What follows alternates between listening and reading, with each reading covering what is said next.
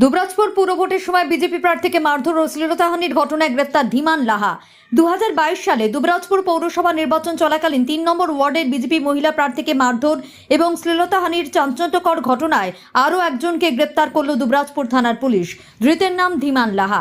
জানা গেছে অভিযুক্ত পেশায় একজন স্বাস্থ্যকর্মী। পুলিশ সূত্রে খবর, ঘটনার পর থেকে অভিযুক্ত ধীমান লাহা এলাকা ছাড়া ছিলেন। দীর্ঘদিন পলাতক থাকার পর গোপন সূত্রে খবর পেয়ে পুলিশ জানতে পারে যে ধীমান নিজের বাড়িতে ফিরে এসেছেন।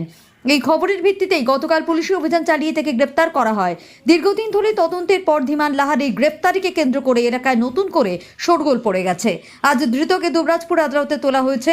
বিচারক ধৃতের জামিন খারিজ করে 14 দিনের জেল হেফাজতের নির্দেশ দেন বলে জানান সরকারি আইনজীবী রাজেন্দ্র প্রসাদ দে।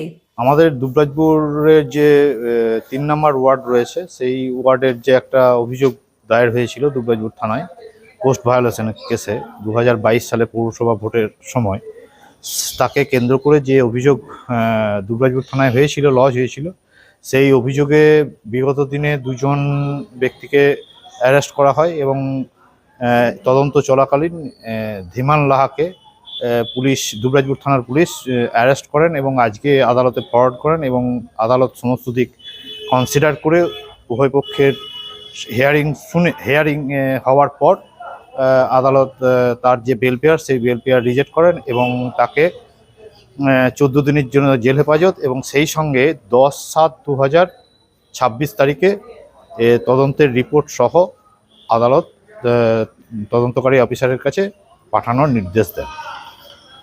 উল্লেখ্য, 2022 সালে সেই পুরভোটের দিনে 3 নম্বর ওয়ার্ডে বিজেপি প্রার্থীর ওপর হামলার ঘটনাটি ব্যাপক আলোড়ন সৃষ্টি করেছিল। সেই ঘটনার রেশ আজও পুরোপুরি কাটেনি, যার প্রমাণ মিলল ধীমান লাহার এই গ্রেফতারিতে। পুলিশ জানিয়েছে ঘটনার সঙ্গে জড়িত বাকিদের খোঁজেও তল্লাশি চালানো হচ্ছে।